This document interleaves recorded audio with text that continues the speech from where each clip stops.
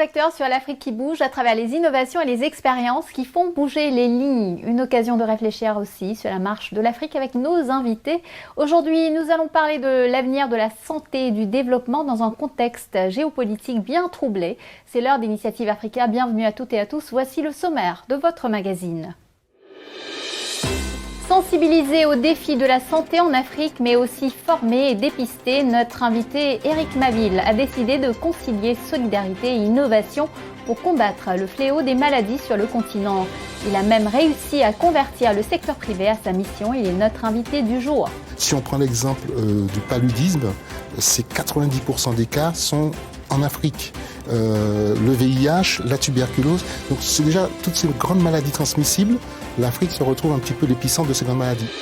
Soleil et nouveau-né. Au Cameroun, l'innovation technologique sauve des bébés prématurés menacés par la pénurie de couveuses et les coupes de courant. Les enfants qui sont prématurés, ils ne pouvaient pas entrer chez nous parce qu'on n'avait pas de couveuse, qui était difficile de pouvoir l'ingérer. Mais avec les couveuses que nous avons reçues, ça nous a beaucoup aidé. Halte à la stigmatisation des maladies en Zambie. Une association lutte pour sensibiliser la population à la réalité de vivre avec la maladie d'Alzheimer ou la démence. Certaines personnes ne viennent pas nous rendre visite. Ils avaient peur. Même les voisins ont cessé de demander ou de venir la voir parce qu'ils pensent qu'elle est devenue folle.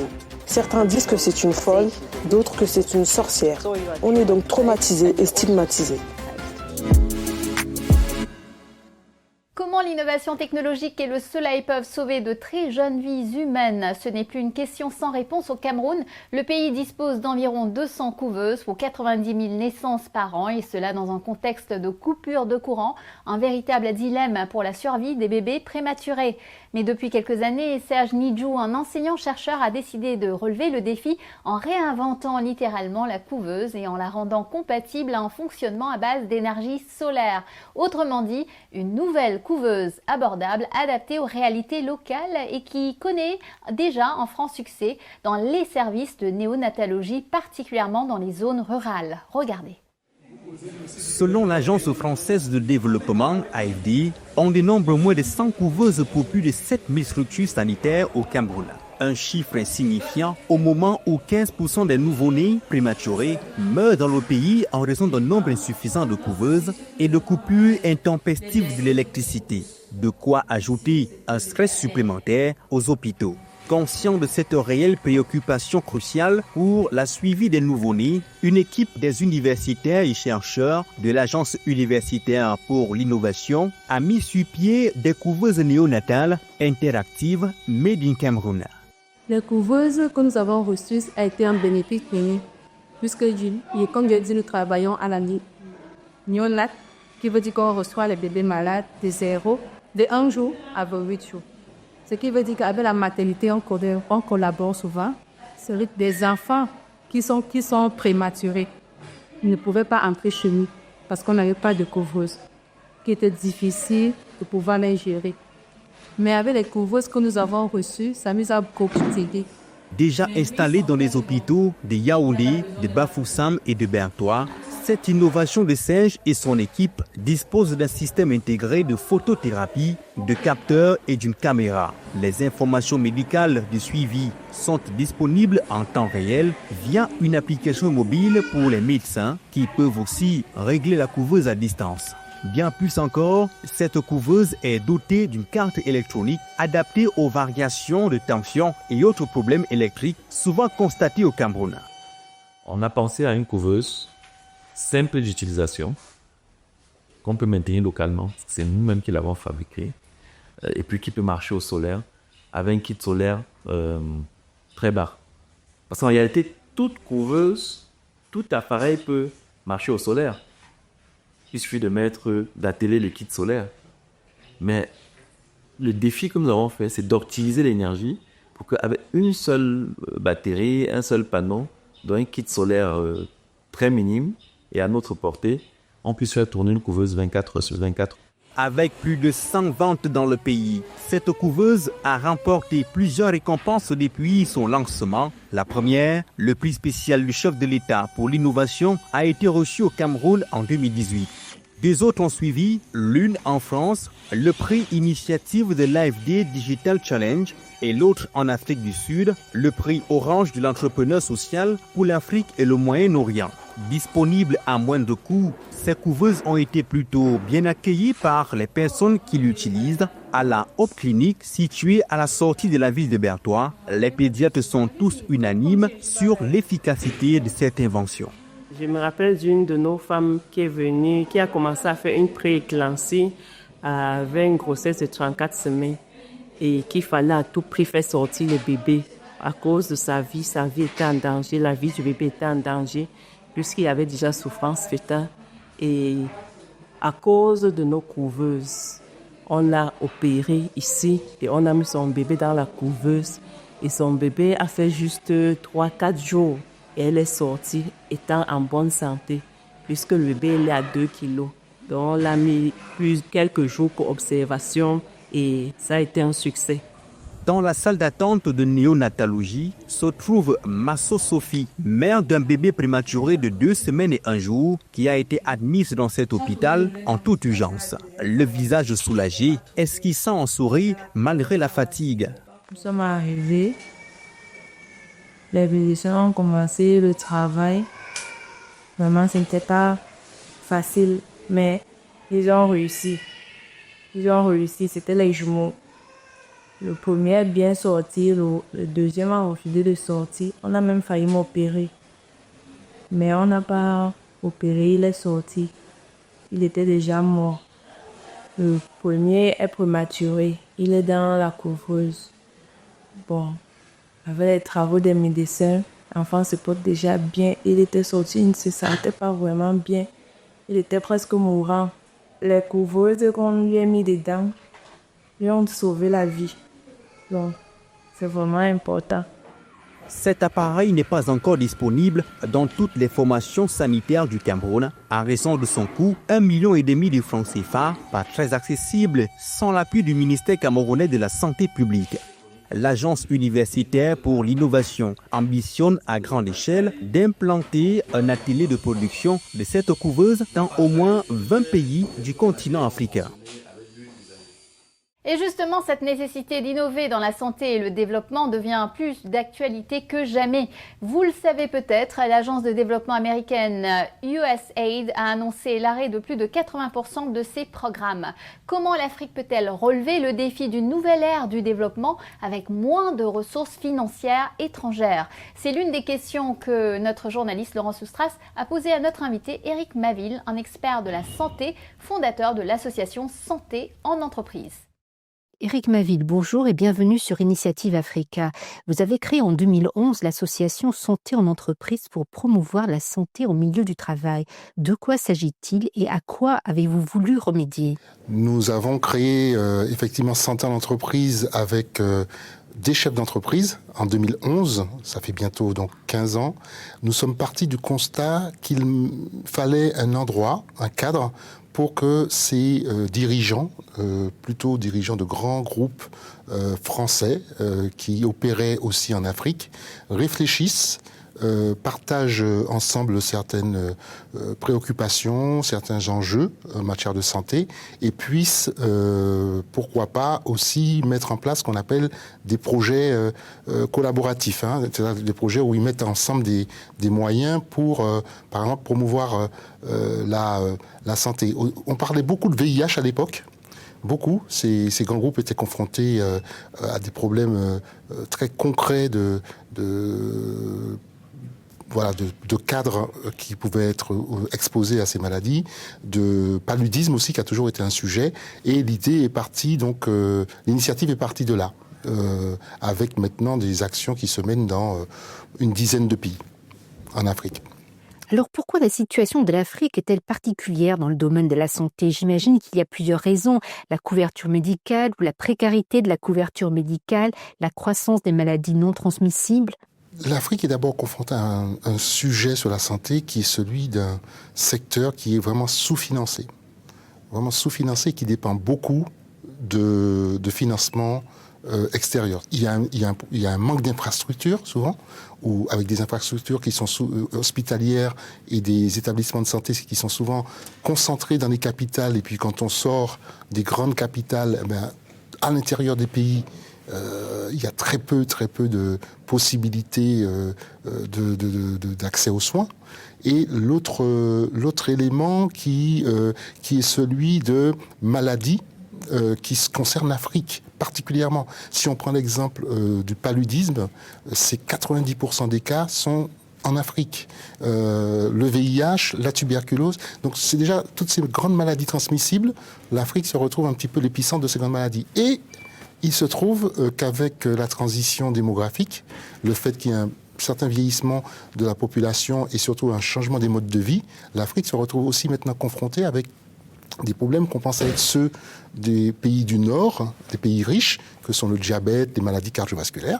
Et il y a aujourd'hui des prévisions qui montrent que l'Afrique connaîtra d'ici donc c'est dans pas trop longtemps, d'ici 2045, un doublement du nombre, plus d'un doublement du nombre de diabétiques. Donc c'est le continent sur lequel il y aura le plus de difficultés d'ailleurs à prévoir de ce côté-là. Donc voilà, tout ça fait que ça représente beaucoup de défis à relever et quand on est une entreprise, on doit en tenir compte. Alors justement, pour vous adapter aux besoins et aux conditions du continent africain, vous avez créé les caravanes de la santé. Comment fonctionnent-elles exactement ? Alors justement, par rapport à ces difficultés d'accès aux soins, on s'est dit qu'il valait peut-être mieux penser à des dispositifs itinérants, mobiles, connectés. On a commencé à connecter aussi ces caravanes, surtout un petit peu avant le Covid, qui aillent au-devant des populations pour proposer de la sensibilisation, de l'éducation à la santé, faire ce qu'on appelle de l'évaluation des facteurs de risque et proposer du dépistage précoce. Parce que plus tôt on dépiste, comme vous le savez, certaines maladies, plus on retarde les complications et moins ça coûte de les prendre en charge. Donc les caravanes, c'est vraiment ça. Et concrètement, on a donc des unités assez légères. On a plutôt choisi l'option de prendre des véhicules qui peuvent aller tout terrain, vraiment légers. C'est-à-dire que ça peut être conduit par une infirmière. À bord, il y a absolument tout.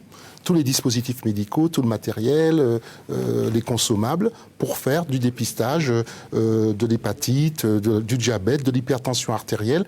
Et la connexion qu'on a avec un système de collecte de données qui est embarqué permet de collecter des données, sujet important, parce que dans beaucoup de pays, il manque de données. Il y a des régions dans lesquelles on ne connaît pas la prévalence de certaines maladies. Et donc, c'est une solution aujourd'hui que nous déployons dans plus de 8 pays, notamment la Côte d'Ivoire, le Sénégal, la Guinée, le Bénin, le Togo, entre autres, et le Cameroun. Et c'est une solution qui est regardée de plus en plus par les pays parce que ça peut les aider à répondre justement à ce besoin d'offrir des solutions, un accès à la santé à des populations qui sont assez éloignées du système de santé. L'une des missions des caravanes, justement, c'est le troisième âge. Alors, quelles sont les spécificités, les urgences dans cette tranche d'âge en Afrique ? Surtout en matière de maladies non transmissibles, comme le diabète, l'hypertension, les maladies cardiovasculaires. Dans ce qu'on appelle les seniors, en fait, les troisième âge, pour nous, ça commence en fait à partir de 40 ans. Souvent, ce sont des adultes. Beaucoup sont encore en activité. Et beaucoup, dans cette tranche d'âge-là, on se rend compte que les hommes comme les femmes ont un problème d'accès au diagnostic précoce. Donc, c'est là où on se dit, s'il y a une différence à faire sur ces maladies-là, c'est de cibler particulièrement cette population adulte. Donc, c'est pour ça qu'il a fallu qu'on axe, on s'est dit, on va donner la priorité dans les caravanes à cette population en les ciblant. Ça ne veut pas dire qu'on ne va pas dépister des gens plus jeunes, mais disons qu'on va aller en priorité au-devant de ces populations. Le sport maintenant. Il y a eu la première édition du sommet sur les investissements dans les systèmes de santé en Afrique qui s'est tenu à Abidjan en février dernier. Et on a beaucoup parlé du lien entre santé et sport.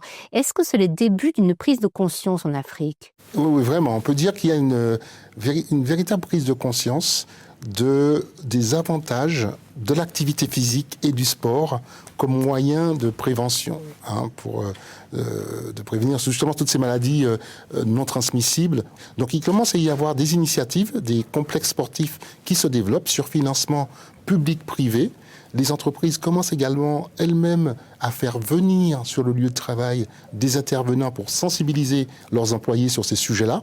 Et en dehors des entreprises, dans les collectivités, on a des grandes initiatives qui commencent à se développer. Alors, je vais citer la caravane EducaFoot qui arrive bientôt justement, où avec la fondation de l'UEFA, on a une caravane qu'on a axée sur la thématique du sport santé, pour promouvoir justement l'activité physique au quotidien, et des campagnes maintenant qu'on axe complètement sur ce sujet pour sensibiliser avec des challenges de pas, pour dire aux gens, vous faites pendant une semaine vos 7500 pas par jour et on va vous dire tous les bienfaits que ça représente pour vous-même.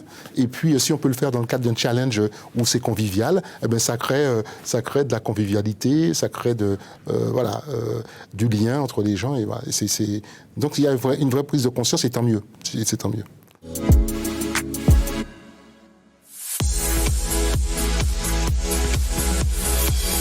Envie de faire rayonner votre entreprise en Afrique et en Europe ? Augmentez votre visibilité avec Fréquence Business grâce à notre réseau de chaînes de télévision nationales dans plus de 40 pays. Chaque semaine, plus d'une centaine de diffusions à travers l'Afrique, l'océan Indien et l'Europe. Ne manquez pas cette opportunité unique. Alors n'hésitez pas, contactez-nous dès maintenant.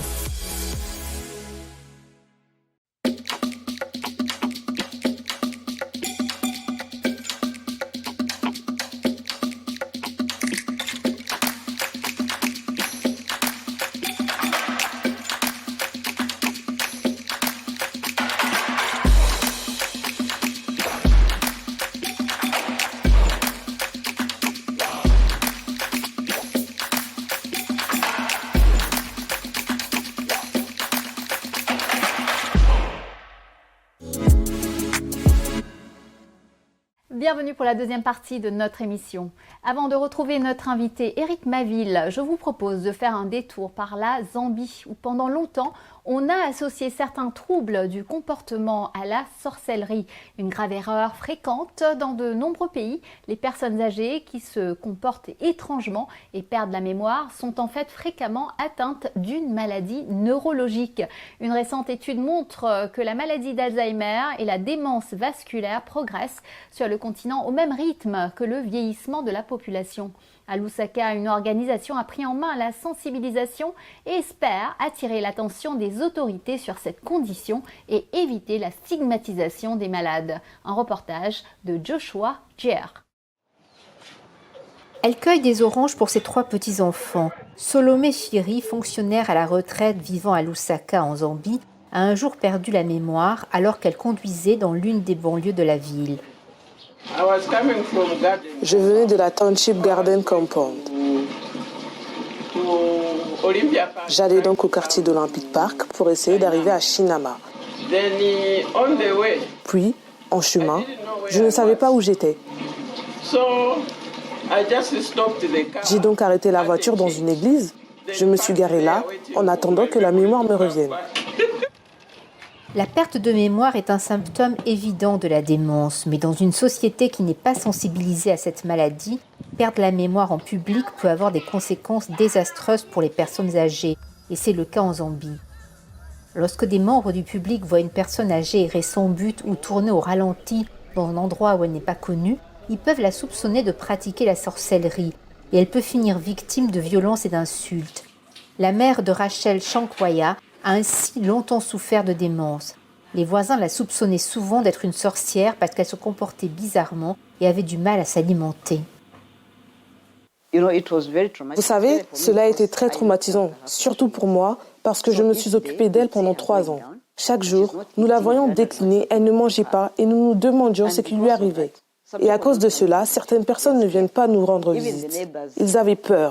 Même les voisins ont cessé de demander ou de venir la voir parce qu'ils pensent qu'elle est devenue folle. Certains disent que c'est une folle, d'autres que c'est une sorcière. On est donc traumatisés et stigmatisés. Rachel Shankwaya est membre d'une organisation appelée Maladie d'Alzheimer et démence apparentée en Zambie. L'association compte 11 membres du conseil d'administration et 59 membres représentés dans 4 villes du pays. Elle est composée de soignants et de neurologues qui souhaitent sensibiliser le public à la maladie d'Alzheimer et aux démences, tout en offrant aux patients les meilleurs soins de santé possibles. À l'hôpital général de Chipata, à Lusaka, 3 clients sur 10 lors d'une consultation hebdomadaire de neurologie présentaient des troubles liés à la démence. Le docteur Moses Mata, membre de l'association Maladie d'Alzheimer et démence apparentée en Zambie, reconnaît que les statistiques sont rares en Afrique. Nous ne disposons pas de beaucoup de données locales sur la démence, mais nous savons qu'il y a actuellement plus de 55 millions de personnes atteintes de démence dans le monde. Ce nombre devrait tripler d'ici 2050 et la plupart de ces personnes se trouveront dans les pays comme la Zambie, des pays à revenus faibles ou moyens. Nous savons donc que les cas existent, mais nous nous efforçons de les compter afin de savoir quels sont les chiffres réels. En Zambie, de nombreuses publications sur les réseaux sociaux montrent des personnes âgées battues ou brûlées à mort parce qu'elles étaient soupçonnées de pratiquer la sorcellerie.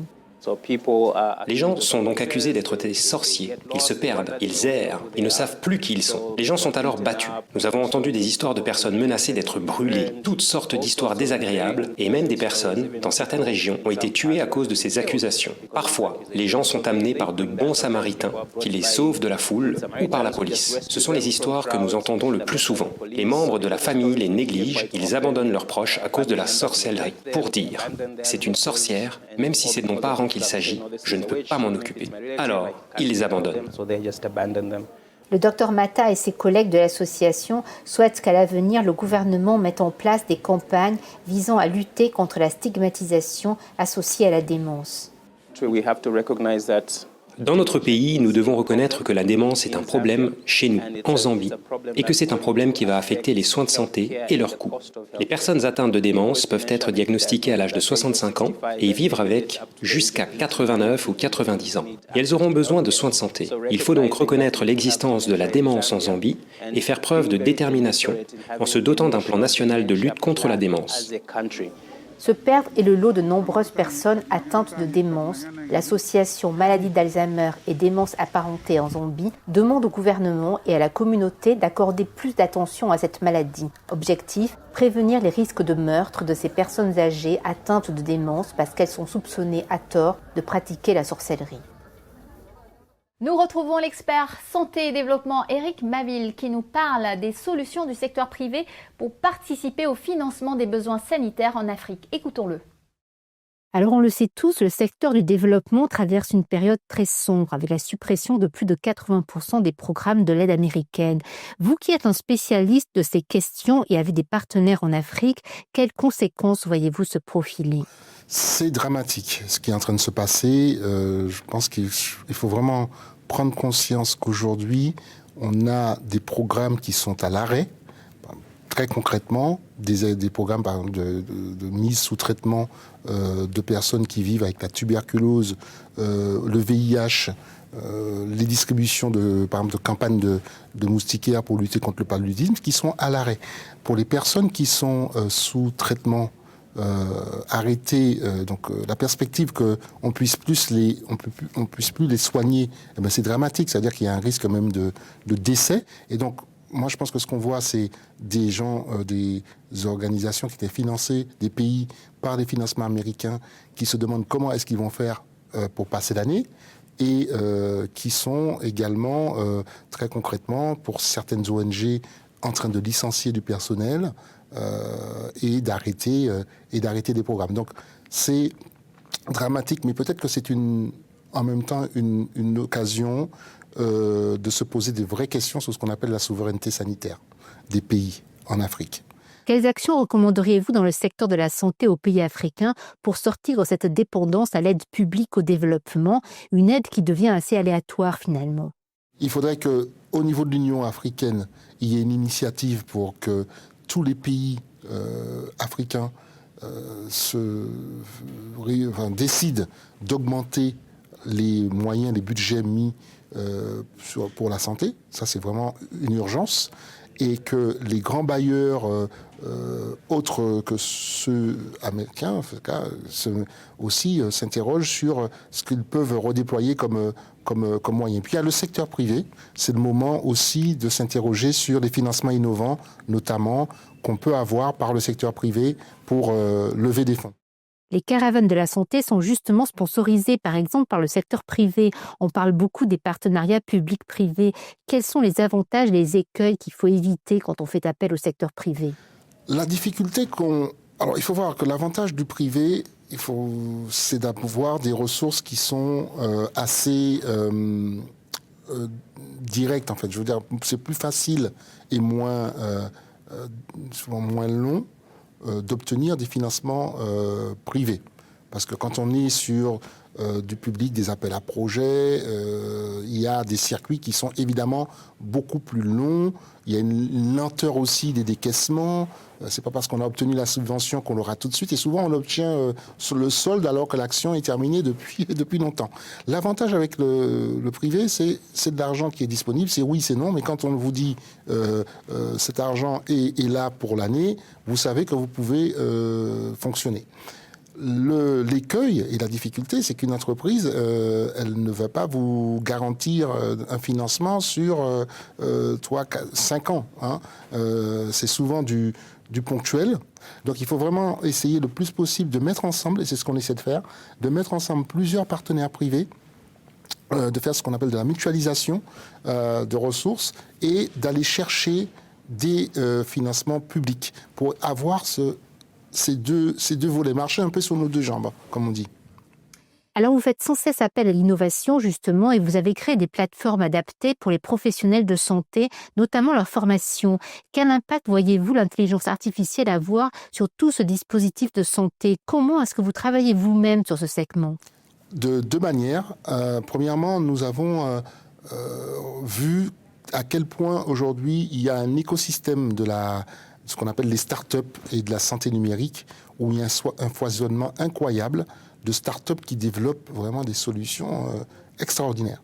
La difficulté qu'ont ces startups souvent, c'est de passer du prototype ou à l'échelle, quoi, hein, et à trouver des financements. Donc on a d'abord mis en place une plateforme qui s'appelle Santé numérique, Santé pour tous en français, Health Tech for Good en anglais, pour déjà détecter, surtout dans les pays francophones, les startups qui développent des solutions, on va dire, prometteuses. Souvent, c'est des startups qui ont besoin qu'on les accompagne sur comment on fait un business plan, comment on gère la communication, voilà, des choses assez concrètes, hein, avoir son site internet, etc. Bon, ça, c'est la première chose qu'on l'on fait en matière d'innovation. La deuxième chose, c'est la formation.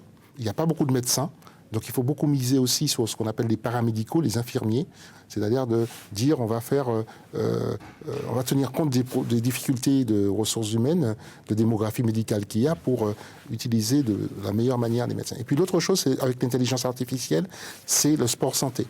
On a aujourd'hui des startups qui développent, et je pense, j'ai en tête une startup du Ghana qui développe une solution qui est le coach sportif virtuel avec l'IA.